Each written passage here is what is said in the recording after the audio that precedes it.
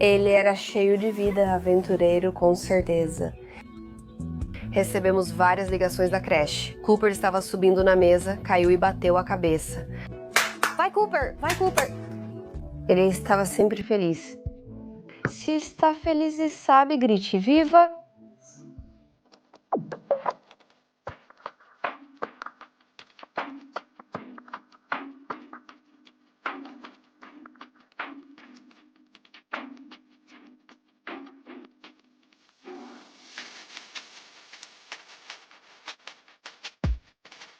Bem-vindo de volta, sou Cassie e este é Um Mundo Cruel. Hoje vou contar a história de um garoto que sofreu tortura sob o sol forte. Enquanto muitos acham que o pai fez o filho sofrer de propósito, alguns acreditam que foi só um erro descuidado. Me diga o que achou no final do vídeo. Esta é a história de Cooper Harris.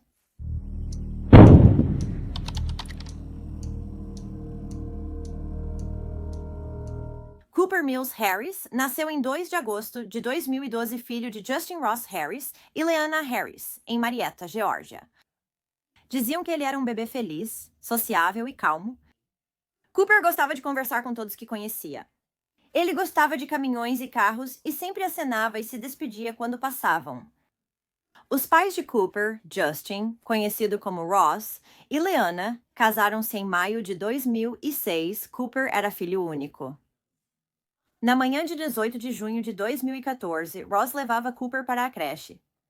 Cooper ia para a creche a cerca de 1 milha do trabalho de Ross, então geralmente ele o levava de manhã. Ross às vezes buscava Cooper após o trabalho, mas geralmente era responsabilidade de Leanna.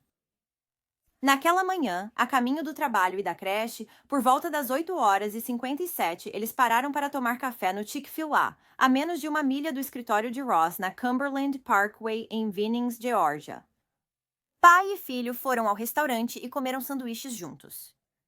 Ao terminarem, voltaram ao carro por volta das 9h20. Cooper estava acordado e Ross o levou para fora do restaurante. Ross colocou Cooper na cadeirinha, prendeu, beijou e disse: "Pronto, vamos lá." Cooper então retribuiu o beijo ao pai. Ross foi direto ao escritório da Home Depot Treehouse, onde trabalhava, em vez de deixar Cooper na creche Little Apron Academy. Quando Ross saiu do Chick-fil-A, ele deveria ter virado no cruzamento da Paces Ferry Road com a Cumberland Parkway para ir à creche do Cooper.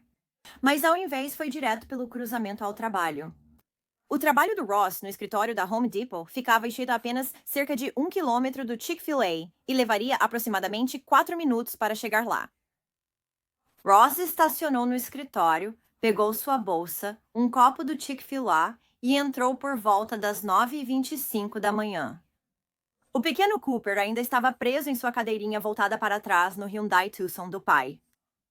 Por volta de 12h30 da tarde, Ross foi almoçar com alguns colegas de trabalho em um Publix próximo. No entanto, eles acabaram indo no carro do colega, então ele ainda não percebeu que tinha deixado Cooper para trás naquela manhã. Após o almoço, Ross e os outros homens fizeram uma parada rápida na Home Depot, onde Ross comprou algumas lâmpadas. Depois que os colegas o deixaram de volta no estacionamento do trabalho, Ross foi até seu carro, abriu a porta do motorista e colocou as lâmpadas dentro. Ele não viu o filho no banco de trás, que já estava sentado ali há cerca de 4 horas. Às 3h16 da tarde, Ross chegou a mandar uma mensagem para sua esposa, Leanna, perguntando quando ela iria buscar o amiguinho dele na creche, referindo-se a Cooper. Ele pensava no filho, mas esqueceu que ele ainda estava no carro, mesmo assim, o que acho estranho. 1 hora depois, às 16h16, cerca de 7 horas após Ross deixar Cooper no carro, ele retornou ao SUV, entrou e saiu dirigindo do escritório. Ele foi para o norte na Cumberland Parkway em direção aos cinemas AMC próximos, pois estava planejando assistir Anjos da Lei 2 com alguns amigos. Mas após dirigir poucos minutos, ele entrou de repente no Acres Shopping Mall Plaza.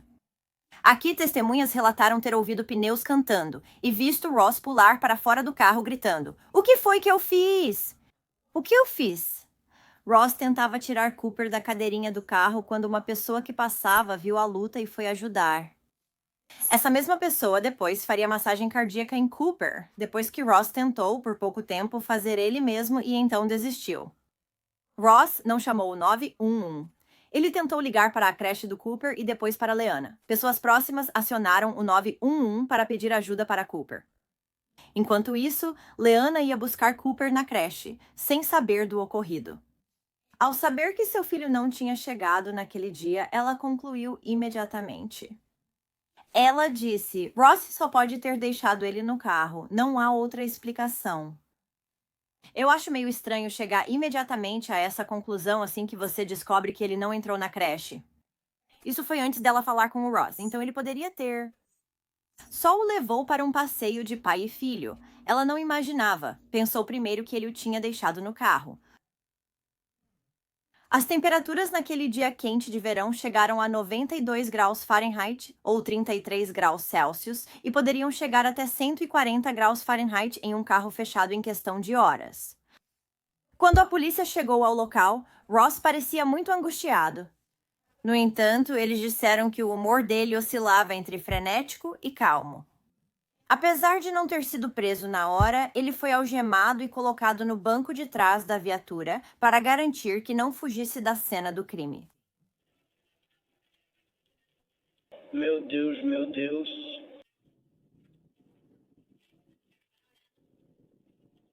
Preciso do seu documento, por favor. Onde está? No quê? Preciso do seu documento. Nós precisamos disso. Escuta, eu te dou meu... Cala a boca e espera. Meu filho acabou de morrer. Você precisa tomar cuidado com o que fala. Tá bom, tá bom, tá bom.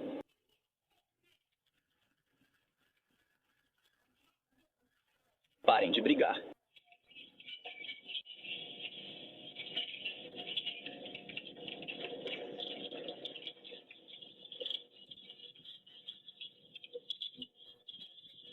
Se soltar as algemas, eu me acalmo. Estou muito chateado. Entendi, mas você não está ajudando.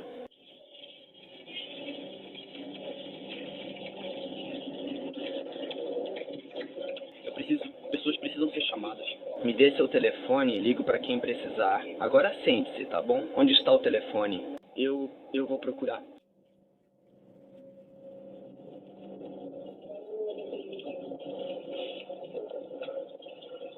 Eu entendo. Eu entendo. Para quem você precisa ligar? Eu costumava trabalhar...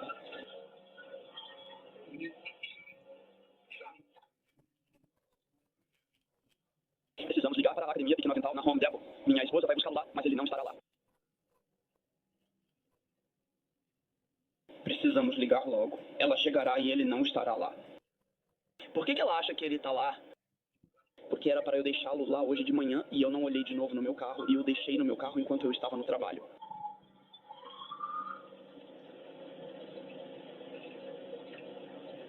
Qual é o seu nome? Ross. Ross? R-O-S-S. Sim.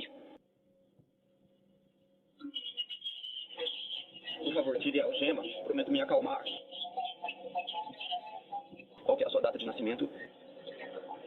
27 de novembro de 1980. Seguro Social.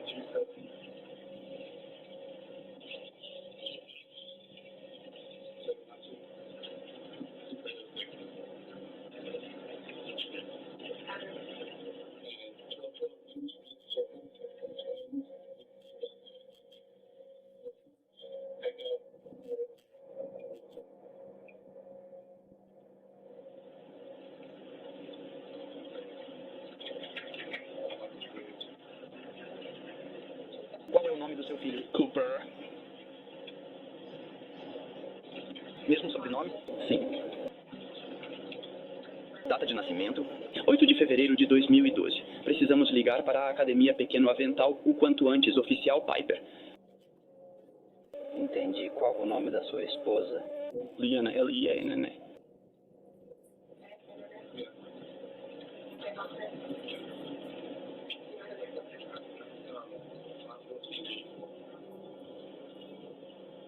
A que horas você deveria deixá-lo na creche?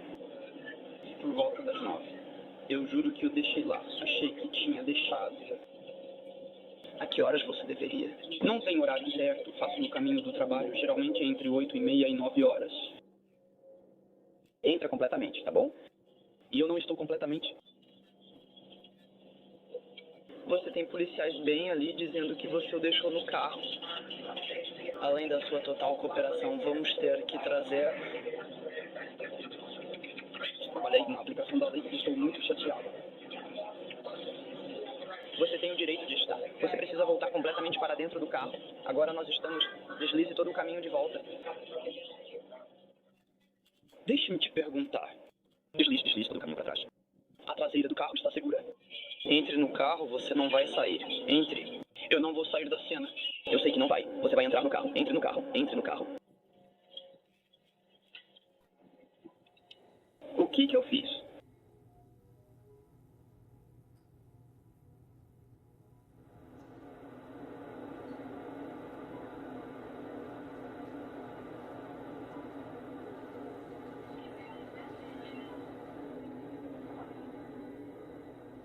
Meu Deus.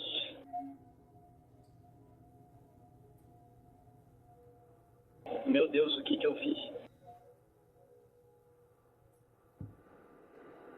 Meu garoto. Meu garoto. Meu garoto.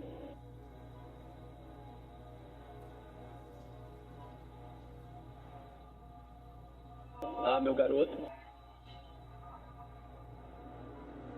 A polícia estimou que Cooper morreu por volta do meio-dia, cerca de 2 horas e meia depois que Ross o deixou no carro. Ross foi preso às 10 da noite e levado para interrogatório. Ele contou à polícia que pensou ter levado o filho à creche, mas esqueceu que ele estava no banco de trás. Embora os detetives achassem que algumas das respostas dele durante esse interrogatório eram um tanto estranhas. Uma policial disse ter ouvido Ross afirmar: "Não acredito que isso está acontecendo comigo. Serei acusado de um crime grave. Por que estou sendo punido?" "Porque você matou seu filho, então." Outra coisa estranha nesse interrogatório foi Ross esquecer de contar à polícia que comprou lâmpadas na Home Depot naquele dia e que as colocou no carro onde Cooper estava. Estas são as imagens de segurança do estacionamento onde Ross trabalhava. Você vê os amigos o deixando após o almoço, Ross indo ao SUV, colocando as lâmpadas na porta do motorista e se afastando.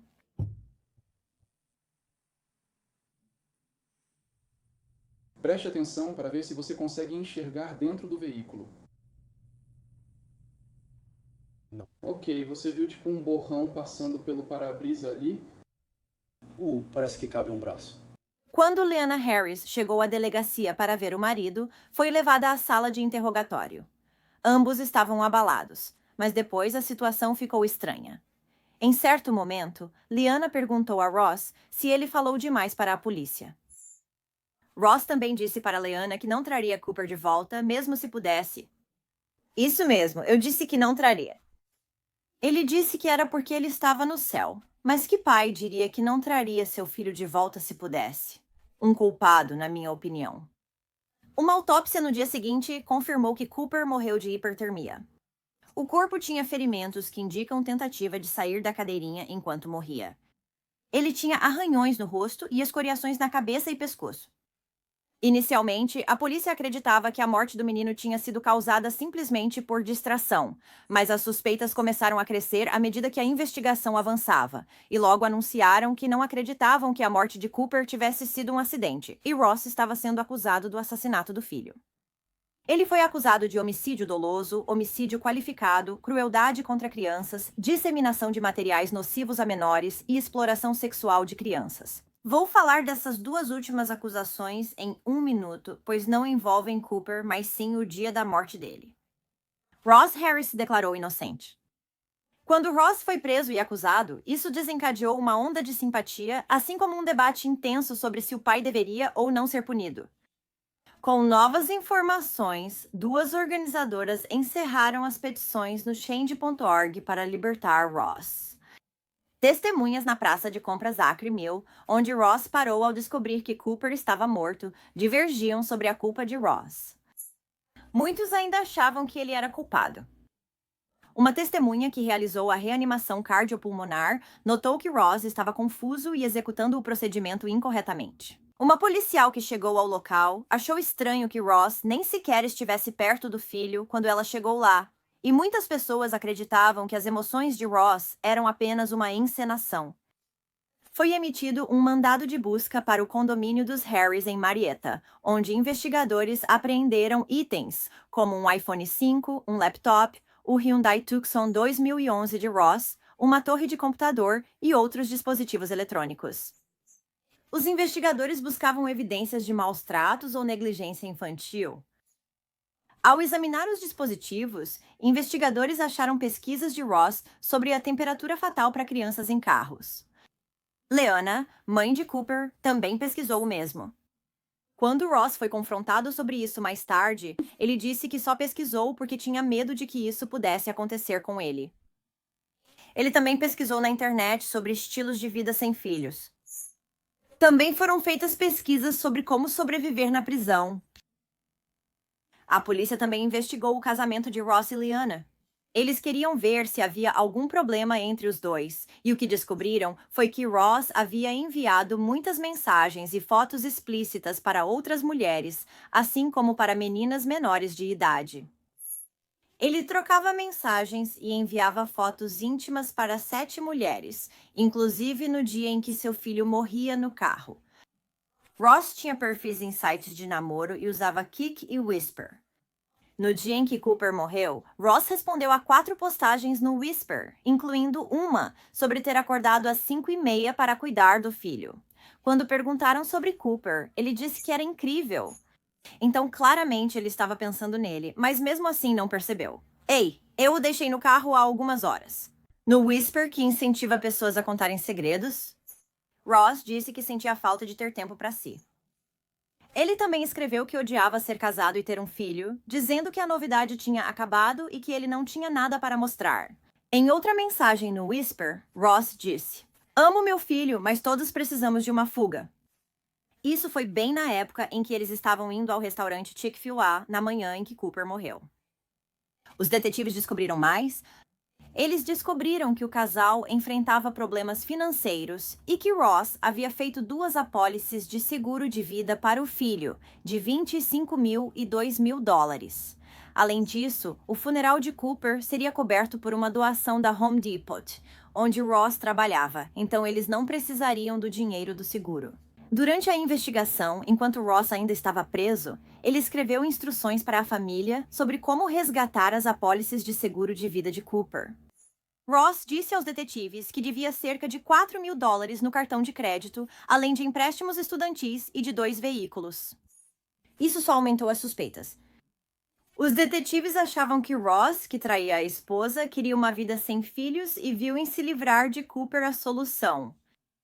Leanna Harris ainda via Ross como um ótimo pai que amava Cooper profundamente. Ross já havia contado para Leanna que, em seu trajeto do Chick-fil-A até o prédio do escritório, não ouviu nenhum barulho de Cooper, o que o levou a acreditar que talvez ele pensasse que Cooper estava apenas dormindo, e foi assim que ele acabou se esquecendo dele. Leanna concordou com Ross e disse que Cooper devia estar com a barriga cheia de biscoitos de linguiça e acabou adormecendo. A viagem durou só 4 minutos. Sei que crianças dormem fácil, mas foram apenas 4 minutos. Além disso, as professoras da creche do Cooper disseram que, quando ele já tinha ido tomar café da manhã com o pai, ele chegava depois cheio de energia. Inicialmente, a advogada do Ross lutou para que ele tivesse um julgamento separado pelas acusações de enviar mensagens de teor sexual para menores de idade. Uma tinha 15 anos e a outra 16. A promotoria queria incluir essas acusações no julgamento por assassinato para mostrar o que Ross fazia, enquanto Cooper sofria no carro quente. Essas acusações foram incluídas no julgamento por assassinato, como queria a promotoria. O julgamento de Ross estava originalmente marcado para acontecer no condado de Cobb. Porém, o juiz atendeu ao pedido da defesa e transferiu o julgamento para Brunswick, no condado de Glynn, alegando que a mídia local havia influenciado os jurados do condado de Cobb. O julgamento de Ross Harris começou em janeiro de 2016 e seu advogado insistiu que a morte de Cooper foi um acidente e que não havia nada nas provas do estado que pudesse provar o contrário. A promotoria acreditava que Ross matou intencionalmente o filho ao deixá-lo no carro quente. Os promotores afirmaram que Ross deixou Cooper no carro de propósito para continuar seus casos extraconjugais. Eles acreditavam que Ross decidiu que queria uma vida sem filhos. A defesa dizia que Ross só havia deixado o filho no carro como consequência de sua rotina diária ter sido alterada. O restaurante Chick-fil-A, onde Ross levou Cooper, ficava, como disse, a apenas 0,6 milhas do trabalho dele. Pai e filho já haviam ido a esse Chick-fil-A para o café da manhã antes de Ross deixar Cooper na creche. Como alguém esquece o filho em tão pouco tempo? Cerca de 800 metros em 4 minutos. Como? No total, a acusação vai chamar 51 testemunhas e a defesa vai chamar 18. A perita da cena do crime do condado de Cobb foi a primeira testemunha do estado. Imagens chocantes foram apresentadas ao júri, mostrando o corpo do menino no asfalto, ao lado do SUV prateado do pai, em junho de 2014. Nessas imagens, os olhos de Cooper estavam abertos e suas pernas pareciam estar congeladas em uma posição dobrada por ter ficado sentado na cadeirinha dentro do carro trancado e quente, resultado do rigor mortis que já havia começado a se instalar. Testemunhas, inclusive policiais, relataram o comportamento de Ross no local. Uma dessas policiais testemunhou que quando chegaram ao local naquele dia, Ross nem sequer estava perto de seu filho. Ele também disse que não viu Ross chorar e acreditava que ele estava fingindo o luto. A policial disse que Ross alternava entre calma e gritos, e esse comportamento não fazia sentido. A policial que levou Ross à delegacia disse que ele tentou puxar conversa fiada no caminho, o que ela não esperava de alguém que havia acabado de perder um filho.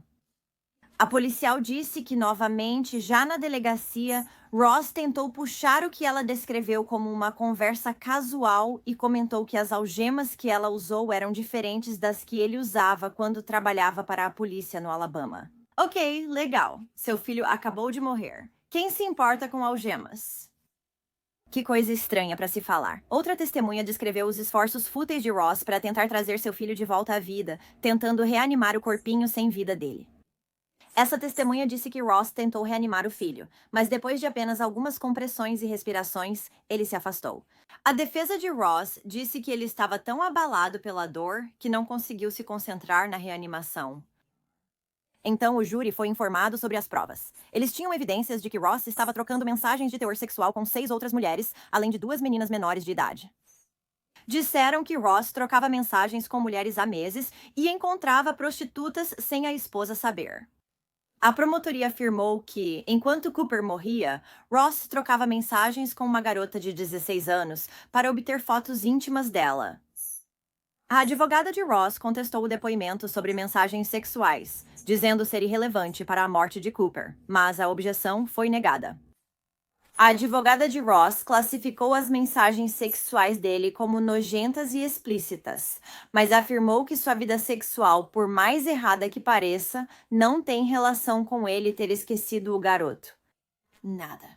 As provas do estado incluíam fotos que Ross enviou de seu pênis para mulheres no dia da morte de Cooper, além de mencionarem encontros dele com prostitutas dias antes do ocorrido.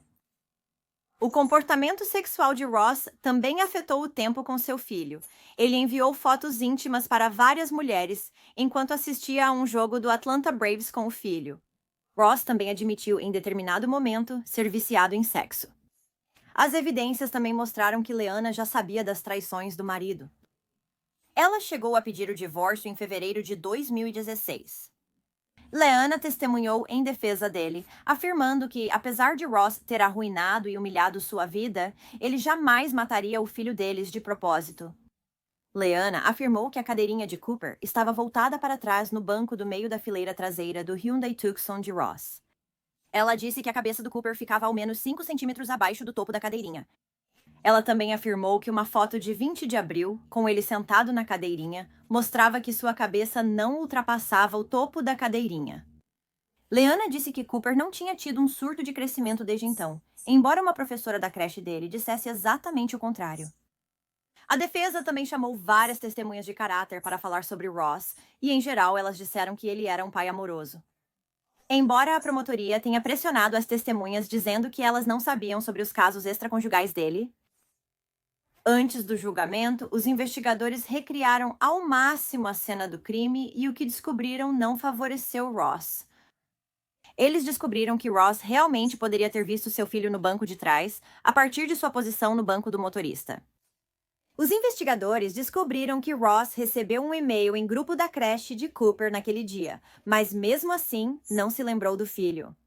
Também foi dito que Ross deveria ter notado o cheiro horrível no carro quando entrou nele naquela tarde, já que o odor era considerado insuportável.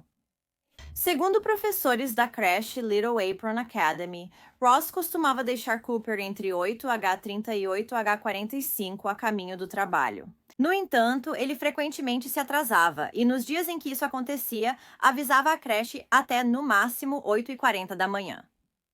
No dia em que Cooper morreu, às 8h55 após o horário habitual da ligação, Ross e seu filho saíam do Chick-fil-A.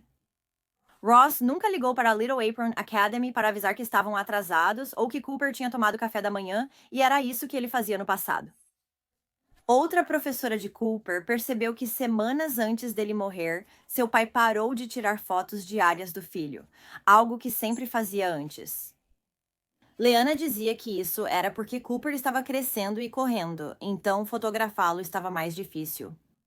No final do julgamento, em 14 de novembro de 2016, Ross Harris foi considerado culpado de todas as acusações e condenado à prisão perpétua sem liberdade condicional por 32 anos. Em janeiro de 2017, a equipe jurídica de Ross pediu um novo julgamento, alegando que a exposição de seus casos extraconjugais e dependência sexual admitida impossibilitou um julgamento justo. Mas esse pedido foi negado em 20 de maio de 2021. Em janeiro de 2022, a Suprema Corte ouviu novamente os argumentos da equipe jurídica de Ross sobre a necessidade de um novo julgamento. Em 22 de junho de 2022, o tribunal concluiu que as evidências sobre as atividades sexuais de Ross só serviram para prejudicar sua imagem. Assim, a condenação de Ross por assassinato e a acusação de crueldade contra crianças foram anuladas. Como uma prova crucial do primeiro julgamento não estava mais disponível, o promotor distrital decidiu não julgar Ross Harris novamente. Então, ele não é responsabilizado pelo crime. No entanto, Ross ainda permanece condenado por tentativa de exploração sexual de crianças e disseminação de materiais nocivos para menores. Ele ainda precisa cumprir cerca de 5 anos e meio antes de ser liberado. Até hoje, Leanna, mãe de Cooper, não acredita que Ross planejou matar o filho e acha que ele não deveria passar o resto da vida preso. O funeral de Cooper ocorreu em 28 de junho de 2014, na Igreja de Cristo da Universidade em Tuscaloosa, Alabama, seguido de sepultamento privado no cemitério Memorial Park. Obrigada por ouvir a história de Cooper hoje. O pai de Cooper estava claramente muito absorvido em si mesmo e preocupado com seus próprios desejos repugnantes para cuidar adequadamente do filho. Se ele não estivesse envolvido em todos esses relacionamentos fora do casamento, talvez não tivesse esquecido o filho no carro naquele dia. Acredito pessoalmente que ele fez isso de propósito, independentemente da intenção. E para mim também é inacreditável que Leanna não tenha nenhuma dúvida de que Ross é inocente. Se gosta de True Crime e quer ouvir de mim, inscreva-se no canal e ative as notificações para saber quando posto novos vídeos, de 2 a 3 vezes por semana. Obrigada por assistir ao A Wicked World. Até a próxima, se cuidem. Tchau!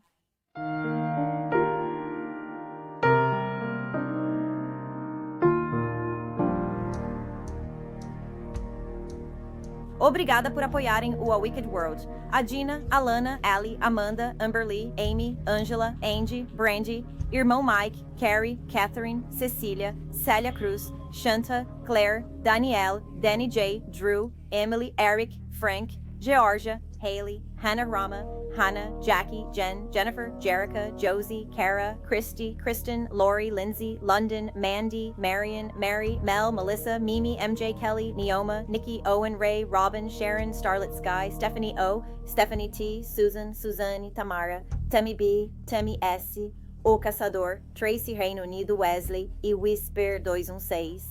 Vocês são demais! Agora tem ainda mais de A Wicked World no Patreon. Confira em patreon.com/awickedworld ou no app do Patreon para acessar vídeos exclusivos todo mês e mais conteúdo. Qualquer apoio ajuda a lembrar as vítimas e mostrar as falhas da sociedade em cada caso. Tem sugestão de caso? Envie para awickedworld@truecrime@gmail.com.